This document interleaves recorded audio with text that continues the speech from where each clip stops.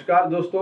गौरांग शाह बात कर रहा हूँ जियोजित फाइनेंशियल सर्विसेज से और बाजार बीच हफ्ते का ब्यौरा लेकर के आपके सामने उपस्थित हूँ इस बुधवार की सुबह।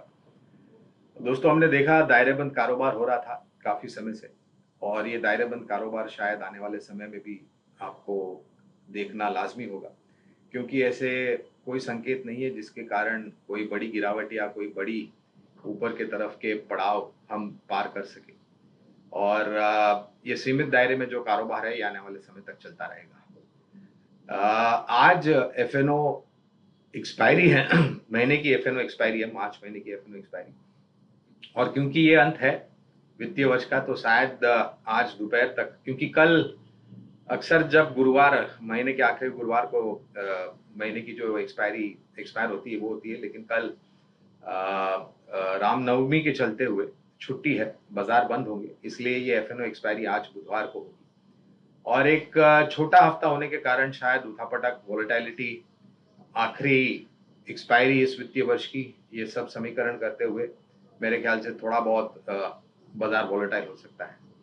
मात्र इस हफ्ते ही नहीं, लेकिन अगले हफ्ते भी दोस्तों 4 तारीख को मेरे ख्याल से मंगलवार को महावीर जयंती की छुट्टी है और फिर शुक्रवार 7 तारीख को गुड फ्राइडे की छुट्टी है। तो अगला हफ्ता तो और भी छोटा होने वाला है और हो सकता है इसके कारण जो उठापटक है बाजार में वो थोड़ी बहुत हावी हो सकती है।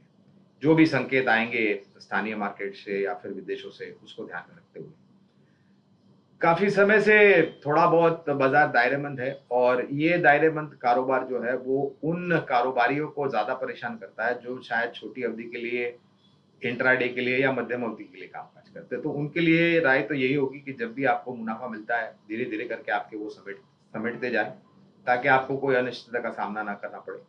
और जो निवेशक है, हर बार की तरह जैसे हम राय देते हैं कि ऐसे बाजार में जब आपने गिरावट देखी हो तो एक अच्छा मौका होता है एक मजबूत और मुनाफा देने वाला पोर्टफोलियो खड़ा करने का, अर्थात निवेश करने के लिए। आगे बढ़ने से पहले कुछ स्तर मैं आपको बता देता हूं दोस्तों बाजार के। सेंसेक्स 185 पॉइंट की बढ़त के साथ कामकाज कर रहा है, 57,800 का स्तर है। निफ्टी 17,015 पर कामकाज कर रहा है और 65 पॉइंट की बढ़त है निफ्टी पर। निफ्टी बैंक 39,705, बढ़त है करीबन 140 पॉइंट की। मुद्रा बाजार और कच्चे तेल के भी दाम बता देता हूं आपको। रुपया डॉलर के सामने 7 पैसे की कमजोरी के साथ कामकाज कर रहा है। 82.26 का स्तर है रुपए का $1 के सामने।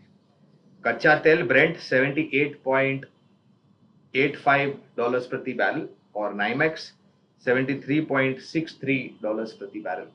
ये दोनों ही ब्रेंट और नाइमेक्स में थोड़ी बहुत मामूली ऊपर के तरफ के दायरे देखने हैं और शायद ऐसा ही चलता रहेगा, थोड़ा ऊपर नीचे का पड़ाव कच्चे तेल में।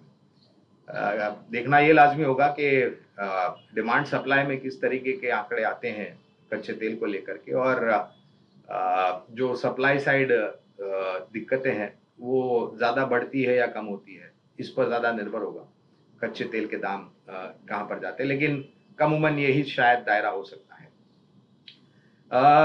ऐसे बाजार में हम अक्सर राय देते हैं कि आपको निवेश लायक रणनीति ढूंढनी चाहिए, लेकिन उससे पहले खबरों को लेकर के विदेशी जो खबरें, वहां से तो कोई ऐसे चिंता के कारण नहीं है, लेकिन स्थानीय मार्केट में ये जो कोरोना का नया वेरिएंट आया है उसको लेकर के मरीजों की संख्या कुछ ऊपर गई है कुछ शहरों में, और इस संख्या को लेकर के चिकित्सा मंत्रालय और सरकार के तरफ से थोड़ी बहुत सावधानी बरतने की बात की गई है। आने वाले समय में देखना पड़ेगा कि ये नया वेरिएंट जो है कोविड का, वो किस तरीके से हम लोगों को परेशान करता है, सीमित मात्रा में रहता है या फिर ज्यादा लोग बीमार पड़ते हैं वगैरह वगैरह। तो थोड़ा बहुत ये एक परेशान करने वाला कारण हो सकता है शेयर बाजार में। लेकिन हम बात कर रहे थे रणनीति की, निवेश लायक लंबी अवधि के लिए, और अक्सर जब हम आपसे बात करते हैं तो हम निवेश लायक विकल्प बताते हैं। आज हमने 2 ऐसे क्षेत्र को चुना है जो ज्यादा चर्चा में नहीं होते हैं। पहला है alternative clean and green fuel या फिर सीएनजी या फिर पाइप नेचुरल गैस, आप कीजिए। नाम है आईजीएल, इंद्रप्रस्थ गैस लिमिटेड। अभी हाल ही में जो रिकमेंडेशन रिपोर्ट गई थी सरकार के पास, उसको ध्यान में रखते हुए अगर कुछ परिवर्तन होता है तो ये सिटी गैस डिस्ट्रीब्यूशन कंपनीज को ज़्यादा फायदेमंद हो सकता है। मिसाल के तौर पर इंद्रप्रस्थ गैस लिमिटेड आईजीएल। और ये आकलन लगाते हुए कि ऐसा अगर होता है तो आने वाले समय में जो मांग है वो ऊपर जाएगी, जिसके कारण जो मुनाफे के मार्जिन्स हैं या फिर शुद्ध मुनाफा है वो अच्छी तरीके से बढ़ सकता है। और सरकार ये भी प्रयास कर रही है कि ज़्यादा से ज़्यादा हम उपभोक्ता जो हैं वो इस प्रकार के क्लीन और ग्रीन फ्यूल्स की खपत करें या फिर कंज्यूम करें, जिससे जो हमारा इम्पोर्ट ऑयल बिल जो है वो थोड़ा कम आए। तो ये एक प्रयास हमारा रहा है कि ऐसे विकल्पों को ध्यान में रखते हुए आपके सामने रखें। तो पहला विकल्प है इंद्रप्रस्थ गैस लिमिटेड आईजीएल। दूसरा विकल्प है ऊर्जा उत्पादन से, और सरकार ने यहाँ पर भी दरखास्त की है ऊर्जा उत्पादन करने वाली कंपनियों के गर्मी के मौसम में आप अपनी जो उत्पादन क्षमता है वो 100% यानी कि 100% प्लांट लोड फैक्टर पर लेके जाकर के खड़ी करें। और जो मांग है वो निरंतर बढ़ रही है, सिर्फ बड़े शहरों में से नहीं लेकिन छोटे मझौले शहर में से बढ़ रही है, और ग्रामीण और मध्यम ग्रामीण से भी जो ऊर्जा की मांग है वो बढ़ रही है।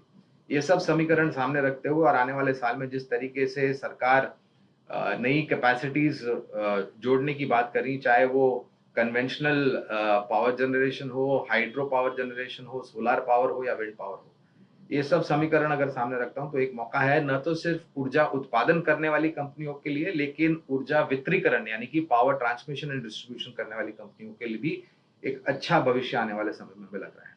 इसी तर्क के आधार पर हमने ये कंपनी चुनी है, टोरेंट पावर।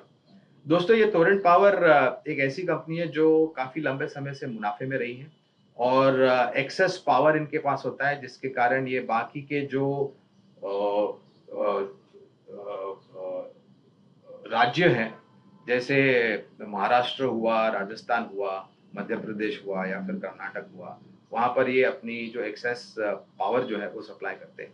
और इनकी बैलेंस शीट भी काफ़ी मजबूत है। और ये जो परिवर्तन सरकार कर रही है, उसके आधार पर हमें लग रहा है कि ये एक ऐसी कंपनी है, ये नहीं इसके साथ काफ़ी और भी कंपनी है जो ऊर्जा उत्पादन में है। लेकिन हमें लग रहा है कि एक बेहतर विकल्प होगा, क्योंकि ये कंपनी काफ़ी लंबे समय से अनुशासन से साथ कामकाज कर रही है और बैलेंस शीट काफ़ी मजबूत है। तो दोस्तों, दो विकल्प है, इंद्रप्रस्थ गैस लिमिटेड आईजीएल और टोरेंट पावर। एक ही विनती होगी आप लोगों से कि ये ध्यान में रखें कि ये बुनियादी तर्क यानी कि फंडामेंटल रिकमेंडेशन है, राय दे रहे हैं हम आपको। तो आपको लंबी अवधि के लिए नजरिया रखना अनिवार्य होगा, और ये नजरिया कम से कम साल, 1.5 साल, 2 साल जितना लंबा उतना बेहतर होगा, क्योंकि ये जो भी समीकरण आपके सामने रखे हैं उसका प्रभावशाली असर आंकड़ों पर आने के लिए, बैलेंस शीट पर आने के लिए, आमदनी पर आने के लिए समय लगेगा। ये छोटी अवधि या मध्यम अवधि के लिए नहीं है, ये चीज ध्यान में रखिए। और हमेशा हम ये भी बताते हैं कि आप एक ही समय पर पूरी जो आपकी निवेश लायक पूंजी है वो मत लगाइए, किस्तों में यानी कि इन्वेस्ट इन पार्ट्स, धीरे धीरे करके निवेश कीजिए, और गिरावट पर आप चाहें तो इसको और जोड़ते जाएं, लेकिन मेहरबानी करके नजरिया लंबी अवधि का रखें। हमारी बात इस बुधवार की सुबह शांतिपूर्वक सुनने के लिए आपका बहुत बहुत धन्यवाद। अगले हफ्ते आप लोगों से फिर मुलाकात होगी। आप अपनी सेहत का ध्यान रखिएगा। धन्यवाद।